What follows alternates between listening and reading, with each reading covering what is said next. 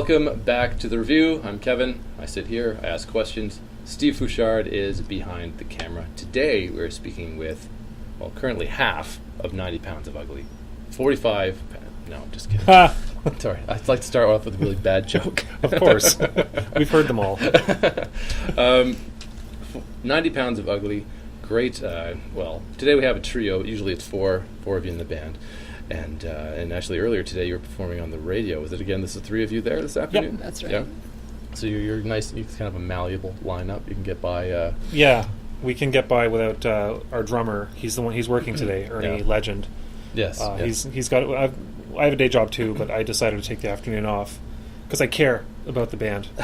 Ernie doesn't care about the band so much. So no, we can get by without Ernie. Yeah. We can't get by without Steve. It turns out we tried to play a show once with just guitar, drums, and vocals. Yeah. At an outdoor cottage party.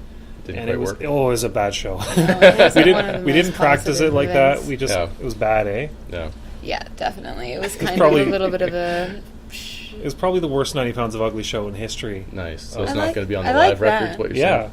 No, it won't be on the live record. No. At the time, the White Stripes were right at the peak of their success. Yeah. And I thought, well, if they can do it, Yeah. we can do it. Of Yeah. course. Why not? No. No. No, it doesn't translate. Not at all. Well, Lefty, Patsy, very happy to have you guys here, and Thanks. we'll meet Happy to be Steve, here. the other Steve, when the performing starts. I'm wondering, to start off, if you guys can give me the kind of very abbreviated history of the band. I know you've been around a while, but I don't know the full history, so if you can kind of lay out the key milestones, I guess, in 90 Pounds of Ugly history. I think I would have to start with me running into Lefty McRighty at one of his shows, loving his music, and trying to befriend him. Trying to befriend Yeah, him? for sure. He was a nice guy. He seemed all right, and he ended up giving me a record. Yeah. Well, he gave me a Rolling Stones record. Oh, the Sticky Fingers yeah, record, the Sticky yeah. Fingers record with the zipper intact. So I decided, wow. hey, this guy's a good character. Yeah. I'm all right with him. So then we decided to start singing together and writing songs. Yeah. And after a while, we formed a group and had Steve join us, and then we were a trio playing up and down. Yeah. Backtracking a second, Liz, earlier when we were talking, Liz was saying about how she had a bunch of pretend bands before 90 Pounds of Ugly. Right. So we were actually a pretend band for about a year. I would say so. We talked How are you about a starting. pretend band? Well, because we never did anything. We talked about it. Like, we're going to start a band. It's going to be called 90 Pounds of Ugly. It's going to be incredible.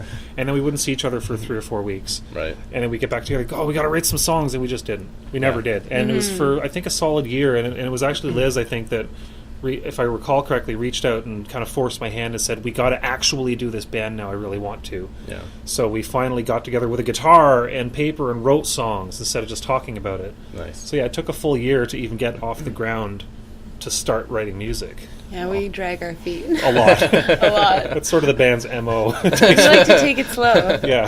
The hardest working band in show business? Maybe Not not. so much. We work well, just not a lot. Well, going back to the beginning, because you said you had the name, you had the concept. Where did the name come from? Because it's very... I like the name a lot. It evokes something very specific, I think. But what? Definitely. But where did you Yeah. come up with the name? Well, I was actually next door at the Dominion Tavern, and I was watching a band play there live, and the lead singer was someone I actually had known and was singing in a British accent and was putting on airs of being British, and it was quite funny. And I just thought he looked like 90 Pounds of Ugly, and the name stuck. So it was just a saying or mishearing that I sort of did that ended up being something that's lasted this long. When we joked about when we first started talking about the band, Liz said right away, "I don't care what our band does, but we got to be called 90 Pounds of Ugly." And I said, "Okay." Because that sounded great. I didn't know what it meant. It took her a little while to even explain it to me. But I just kind of went with it because it sounded cool and different. And it doesn't mean anything to us. Right. Yeah. So then that leaves so much to the imagination of people when they see the band name. Yeah. Exactly. Yeah. When you started, I mean, it's very much a roots-oriented band, to kind of put an umbrella term, I guess, on it. I mean, but it covers a lot of, I guess, territory, booze, sex, all that good stuff, kind of old blues style Yeah. topic. How did you decide that was the style you wanted to try to achieve? Wouldn't you say that it kind of happened organically? Organically. I think so. natural. It was because Cliché-o-meter. Yeah. Lefty McReady had already been writing songs about drinking and broads and Yeah. and all of the hootenanny that goes along with country music, and I think we wanted to do something like that, only even campier at the beginning. Yeah. And we tried to really bring some fun into the style that we were doing. But I don't think that we had anything specific in mind. We were just writing together to get our thoughts out. Yeah. Yeah. And we've actually matured somewhat since the inception of the band. Yeah. When we started, we were writing. It was still unintentional, but we were still writing very silly songs, Right. and pretty much nothing but. So on our first album, there's, I think, 3 songs that would be considered serious subject matter: love, loneliness, murder. The rest are all just kind of joke songs. Right. Right. But with the next album, the one Never Going Back. That one we just, and there was no conscious decision by the band to start. That's the one. That's the to one. start writing Just move that right more over serious there. songs. Yeah. It just kind of came out that way. Over the few years between the albums, the songs we put out just came out a bit more like, they're not like, oh, serious, brooding, thinking songs. There are Right. still ridiculous songs on here. Like, we've got drinking songs still. We have a song about the apocalypse.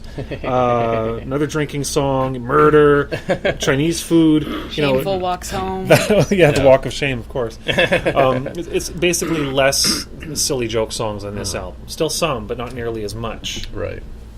Well, going back, I guess, and Patsy, for you, it says in your bio you're kind of raised on Teenage Head and Nick Cave. It's true. I really am. And I mean, like, my first vinyl record that I ever bought was a 10-cent record at the Goodwill, and it was Teenage Head self-titled. Oh, nice. I didn't even have a record player at the time, so I, like... That's punk rock. I was like... I used my fingernail. I used the internet. I used the internet to look up all the information, and I ended up doing a big project for school Oh, yeah? about Teenage Head. So after that, it was like my Right band, my favorite. And we've actually played in the same place that Teenage Head has played. So, I Yeah. mean, like, I've fulfilled one of my dreams. So, Not at the same time, mind you. no. I know they've been out of Unfortunately. commission for a couple of years. Yeah. now Yes, since Frankie unfortunately. passed, but Well, Liz, you got to see them before I they... did get to see them before, they- and I Yeah, get to hang before out they passed away, backstage yeah. with them. So really? it was kind of like Right on. an amazing point in my life. I've bet. also met Nick Cave, so that Yeah. was also... I think I've met both my big idols, other than Tom Waits, who doesn't come to Ottawa enough. Yeah. Were you kind of like a punk rock kid? I think I was Yeah. definitely a punk rock kid. Yeah. I was really listening to a lot of stuff that my brother gave me when I was a kid. Like, he started me off with NoFX and Pennywise and all that kind of stuff. I was And listening to NoFX today at work.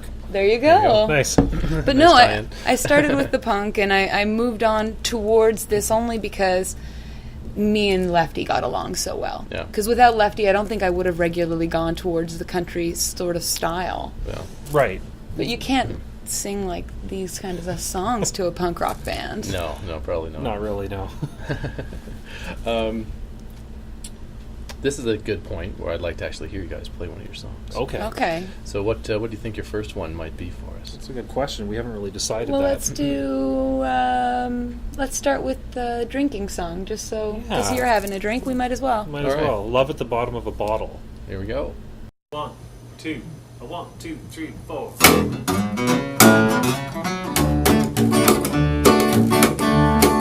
Sure you gotta work in the morning. Sure you're a long breath. There's no one out on a Monday night. That place is good as dead. You throw on your best jeans and boots and your least smelly shirt. Read your daily affirmation, but that self-help shit don't work. Everybody smells like something. Beer, powder,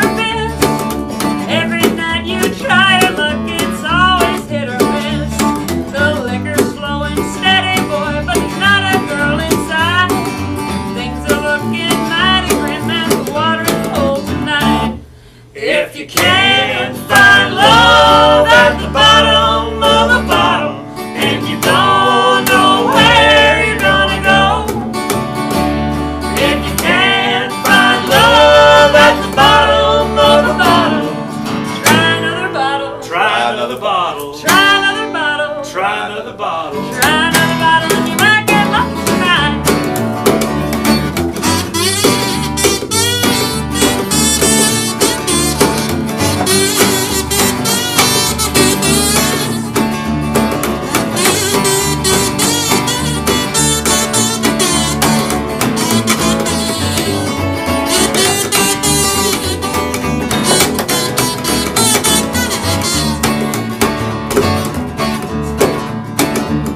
So it seems you're making progress. Yeah, it seems you're making fruit.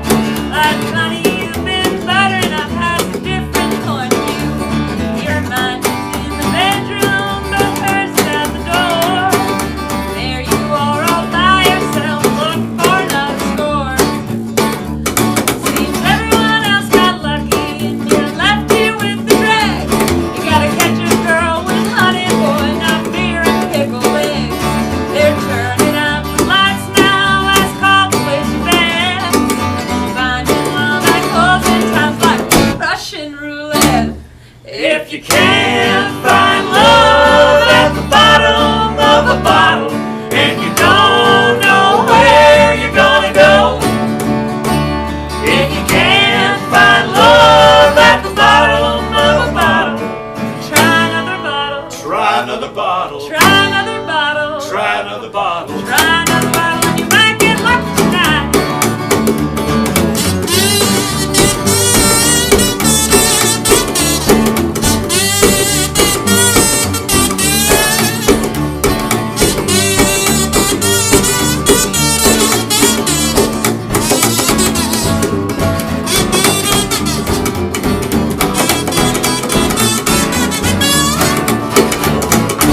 If you can't find love at the bottom of a bottle, and you don't know where you're gonna go, if you can't find love at the bottom of a bottle, Try another bottle. try another bottle. Try another bottle. Try another bottle. Try another bottle and you might get lucky tonight.